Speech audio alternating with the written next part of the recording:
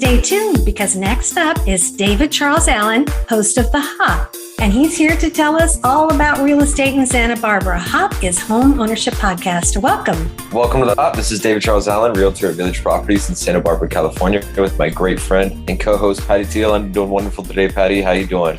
I'm doing great too, David. Thank you. Good to hear. We've had a little bit of a change of weather here, a little cloudy, a little bit of rain, kind of drizzling, not really a lot of rain. Looking ahead, maybe a little more rain in our future, scattered throughout the 60s and temperature, partly cloudy, maybe a little sunny, maybe a little bit of storm coming in. So it could be nice. Oh, very nice. Good weather to put on some Netflix and just snuggle up, it sounds like. Yeah, it's a good time to just relax and take care of some chores you maybe had to do at home and not have to worry about going outside and enjoying such a beautiful day. Right.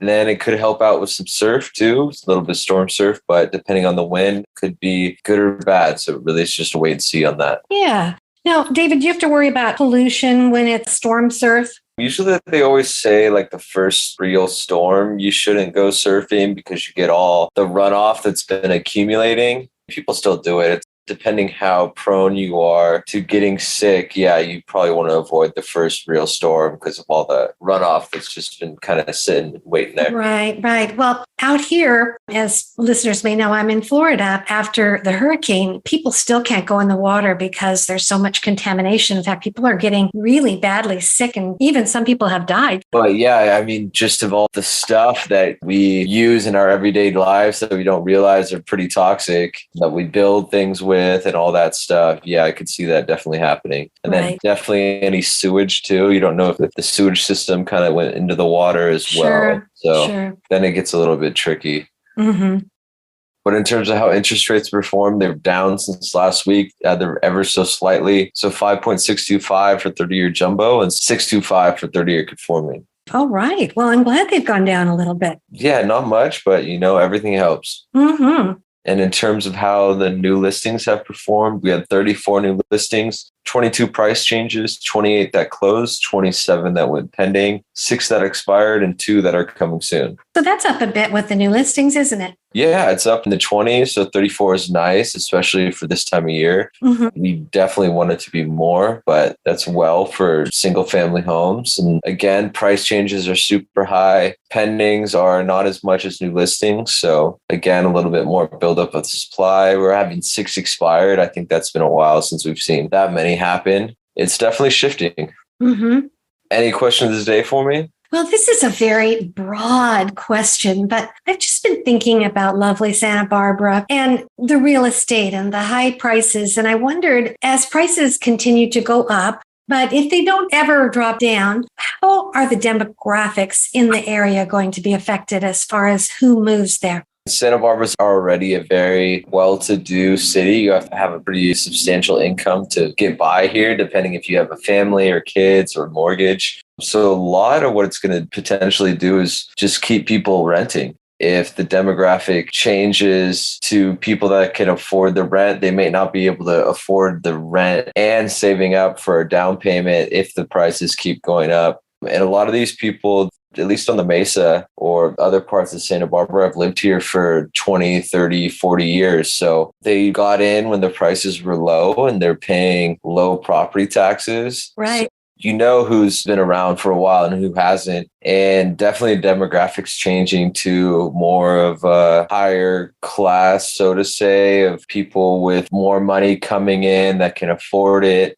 And maybe a lot of investors that are using it to rent it out for short-term rentals. I mean, the demographics definitely could change, and you definitely see it changing around you. I mean, the last couple of years, we've had people come from New York, Los Angeles, San Francisco. We're getting a lot more big city people coming here. It used to be small, sleepy, so it's definitely changing in that respect. Yeah. And I have friends who were lucky enough to have bought very early in their lives, and now they are about paid off, which is wonderful for them. I wish I'd stayed. Yeah, and that's what's great. It's like as long as you got in and you're pretty much the end of your mortgage and you're only worried about paying property taxes, you're pretty well to do in terms of having a home and some stability. But that's why a lot of the times the only people selling are the ones moving out of state or the mom or dad that owned it for 30 years, passed away. Right. Well, thank you, David. That was very insightful. Yeah, you're welcome. How are the pooches doing for you? Oh, my pooches are doing really well. I have to say, I've just been so very proud of Ollie. He is such a fearful dog by nature, but I took him to the vet yesterday and he had to get a couple shots, and he walked down the hallway with the vet tech and he didn't even cry when he got his shot. So I'm a proud mama right now. I thought he was just excellent. And I do take him out and about with me all the time. So even though he'll never be gregarious with people he doesn't know, he is friendly enough to go up to them and let them pet him. Oh, that's good. You love Yeah. that too. It Yeah. just takes time. It does. It takes a lot of time depending on the animal, because they all are so different by nature. And how is your family of pooches and kitty?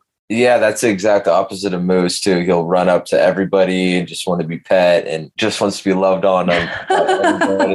No, they're all so different, aren't they? He's so big now too that he wants to like jump up on him and like puts his body weight on him, and it's like, oh my God, what are you doing? Oh, I can't wait till I get to meet Moose. How old is Moose now?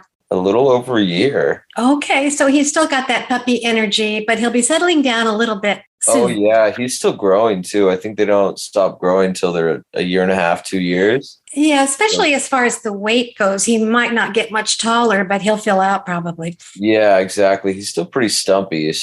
Well, David, thank you so very much. I want to make sure that we let any listeners know how they could get a hold of you. Yeah, my number is 805-617-9311, or my email is david@davidcharlesallen.com. Thank you, David. You're welcome. Let's give it a go next week, Patty. All right. Bye-bye. Bye.